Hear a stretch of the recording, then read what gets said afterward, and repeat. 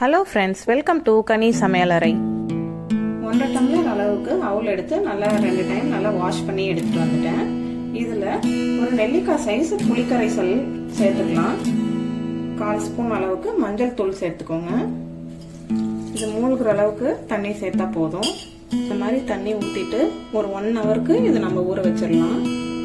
அவுல் இப்போ 1 ஹவருக்கு நல்லா ஊறிடுச்சு. இதை நம்ம தாளித்து விட்டுடலாம். 1/2 ஸ்பூன் அளவுக்கு கடுகு சேர்த்துக்கலாம். இதோட பச்சை மிளகாய் சேர்த்துட்டு நம்ம இதில் சேர்த்துக்கலாம்.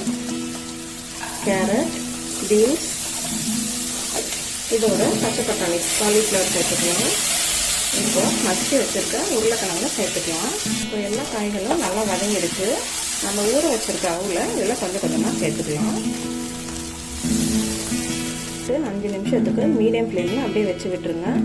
இது மாதிரி வைக்கும்போது நல்லா அவுல் சாஃப்டாக இருக்கும். ஹலோ ஃப்ரெண்ட்ஸ், இன்றைக்கி நம்ம சிகப்பு அவுல் யூஸ் பண்ணி ஒரு வெஜிடபிள் அவுல் உப்புமா எப்படி பண்ணலான்னு பார்க்கலாம். இது வெயிட் லாஸ் பண்ணுறவங்களுக்கு ரொம்பவே யூஸ்ஃபுல்லான ரெசிபியாக இருக்குங்க. இது வெஜிடபிள்ஸ்லாம் சேர்த்து செய்யும்போது சாப்பிட்றதுக்கு நல்ல ஃபில்லிங்காக இருக்கும். இப்போது இதுக்கு தேவையான இன்க்ரீடியண்ட் என்னென்னு பார்க்கலாம். சிகப்பு அவுல் 1 கப் எடுத்து வச்சுருக்கேன். ஒரு பெரிய வெங்காயம், 2 கேரட், 6 பீன்ஸ், 1 கப் அளவுக்கு பச்சை பட்டாணி, 1/4 பாகம் அளவுக்கு காலிஃப்ளவர் பொடியாக கட் பண்ணி வச்சுருக்கேன், 4 பச்சை மிளகாய், 1 உருளைக்கிழங்கு வேக வச்சு தோல் உரித்து வச்சுருக்கேன். இப்போ இதை செய்ய ஆரம்பிக்கலாம். 1.5 டம்ளர் அளவுக்கு அவுல் எடுத்து நல்லா 2 டைம் நல்லா வாஷ் பண்ணி எடுத்துட்டு வந்துட்டேன். இதில் ஒரு நெல்லிக்காய் சைஸ் புளிக்கரைசல் சேர்த்துக்கலாம்.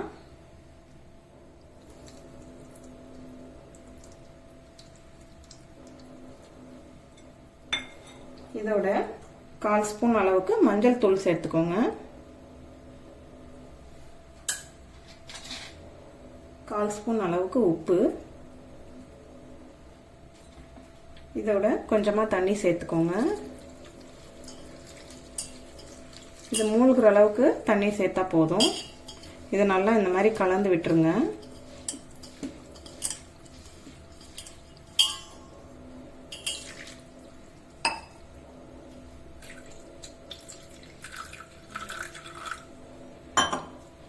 பாருங்க, இது லைட்டாக மூழ்கிற அளவுக்கு தண்ணி இருந்தால் போதும். இந்த மாதிரி தண்ணி ஊற்றிட்டு ஒரு 1 ஹவருக்கு இது நம்ம ஊற வச்சிடலாம். அவுல் இப்போ 1 ஹவருக்கு நல்லா ஊறிடுச்சு. இதை நம்ம தாளித்து விட்டுடலாம். ஒரு கடாயில் 3 ஸ்பூன் அளவுக்கு எண்ணெய் சேர்த்துக்கலாம்.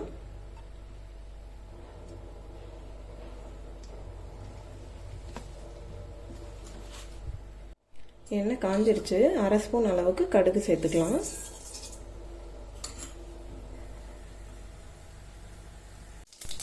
இப்போ கடுகு பொரிஞ்சிருச்சு. அதில் 1 ஸ்பூன் அளவுக்கு சீரகம் சேர்த்துக்கலாம்.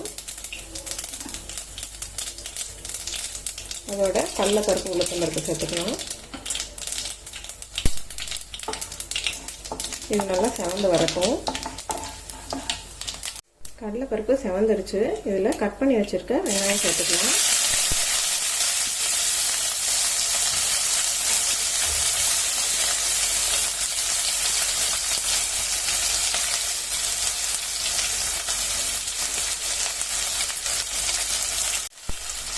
இதோட பச்சை மிளகாய் சேர்த்துட்டு ரெண்டையும் நல்லா வதக்கி விட்டுறலாம்.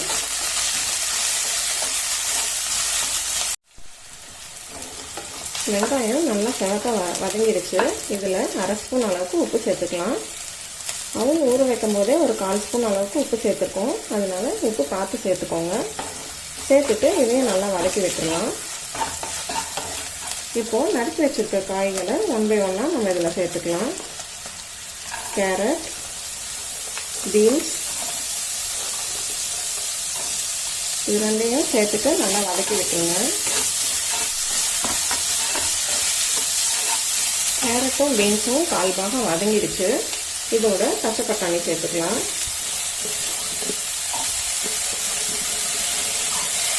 காலிஃப்ளவர் சேர்த்துக்கலாம். சேர்த்துட்டு இதையும் நல்லா வதக்கி விட்டுறலாம்.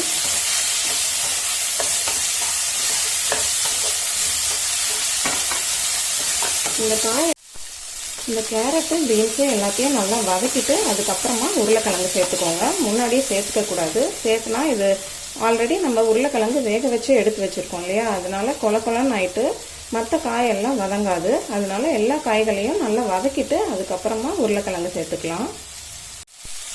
எல்லா காய்களும் நல்லா வதங்கிடுச்சு. இப்போ மசிச்சு வச்சுருக்க உருளைக்கிழங்கு சேர்த்துக்கலாம்.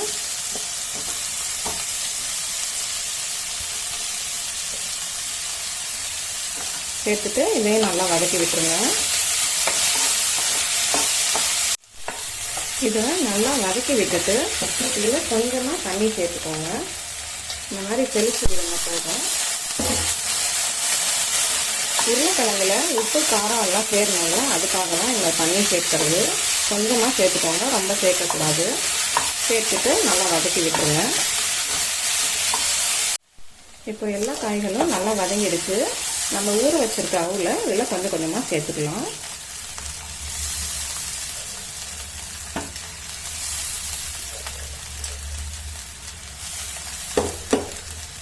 இது எல்லாத்தையும் நல்லா கலந்து விட்டுடலாம். நல்லா அடியிலேருந்து இந்த மாதிரி நல்லா கலந்து விடுங்க.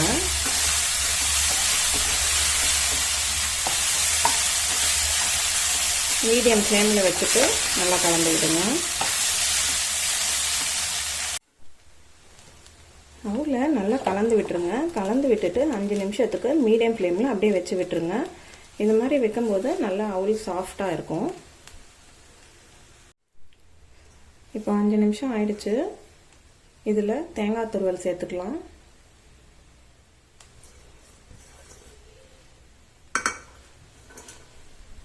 அதோட கருவேப்பிலை சேர்த்துக்கலாம். இதை நல்லா கலந்து விட்டுறலாம். அடியிலேருந்து நல்லா கலந்து விடுங்க.